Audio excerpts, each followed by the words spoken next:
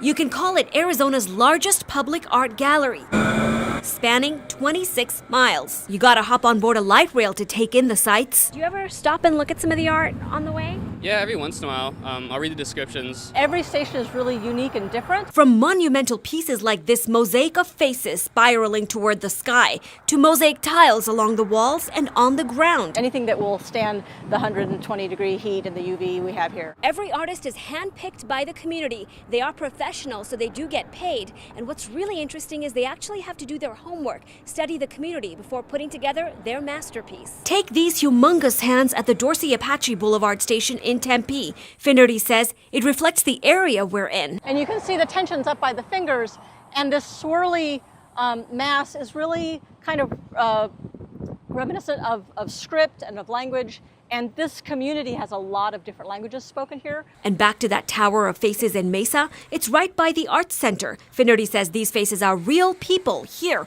watching a performance. As for the cost, our budgets are approximately for each station, approximately $200,000 all the way up to $260,000. Finnerty says it's 1% of the construction budget. It's really added value. I think we have people coming from out of state to look at our artwork. An investment that's been bringing nationwide attention to the valley.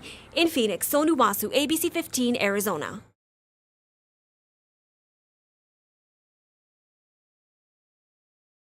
There's been a lot of open source reporting about terrorists trying to use electronics and battery compartments as a way to harm the aviation system, and we don't want to see that here in the United States. TSA officers here in Phoenix are responding to the possibility that terrorists may be able to hide explosives in electronic devices. That is why they now want to take a very close look at anything larger than a cell phone in your bags. Nothing is off limits. Even your beautifully wrapped Christmas gifts will be searched. If you wrap it, and we needed that closer look, we will have to unwrap it. Here at Sky Harbor, agents have already unwrapped and confiscated expensive perfumes and bottles of wine because they're over the 100 milliliter limit. That's because liquid explosives are another big threat. They just can't take a chance.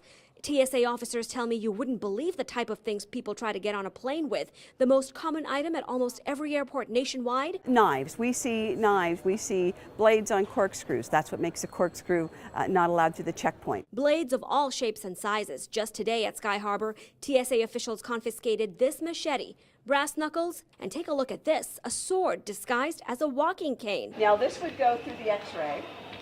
They can see that there's a sword in here. TSA officers also show us heavy machines like this Sawzall. Someone tried to take that on board their flight. Another eye catcher, a label reading Redneck Plunger, and it looks like a shotgun. Nationwide, we're going to have another record-breaking year. We've already seen more than 3,900 guns come to the security checkpoint at airports nationwide. That's an uncharted territory for us.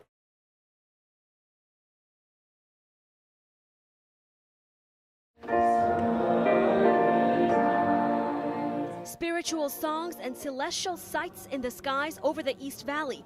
As the first reports of unexplained lights emerged, members of the Church of Jesus Christ of Latter-day Saints were celebrating an annual Christmas tradition. And one of the things we do, it may be quite unique to our mission, is to remember those friends of ours who have made their first covenants with Jesus Christ. We tie a little LED light to a balloon, one for each person who was baptized, and we take that out to the field at night and we let that go just as a part of a celebration. Some church members saw the coverage of the unexplained lights on ABC 15 mornings and reached out to let us know that they have an answer.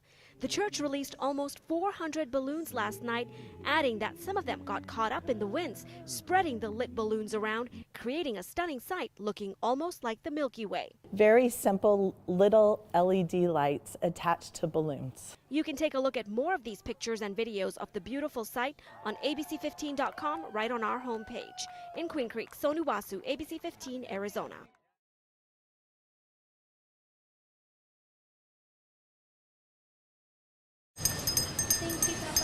It is a sound that signals Christmas. Since the 1890s, Salvation Army bell ringers have been outside major stores, ringing that bell and raking in money. Here in the valley, there are 260 of them. For Brandy James, it's a family tradition. My grandma was a bell ringer, my mom was a bell ringer, and then I became a bell ringer. Merry Christmas. And if there's anyone who understands what this money means for thousands of people in our community, it is Brandy. They've helped me out at Christmas and when my rent was low and stuff like that, so Salvation Army's always been there for me. And now the Salvation Army needs your help. The goal has been to raise $900,000 this season. Today, they're still just about 40% of meeting that goal. Hundreds of thousands of dollars still needed in the next 4 days. Salvation Army officials say it hurt when big stores and malls started saying no to bell ringers at their door. But some believe the Salvation Army is suffering the same problem many malls are today. Foot traffic at the department stores is down. And so in some ways we're feeling the effects that the stores are feeling because there's so much internet business. Major Nancy Dila is hoping last-minute donors come through, sparing her from making painful cuts to much-needed programs that serve so many. She calls it the season of giving and believing. In Phoenix, Sonu, ABC 15, Arizona.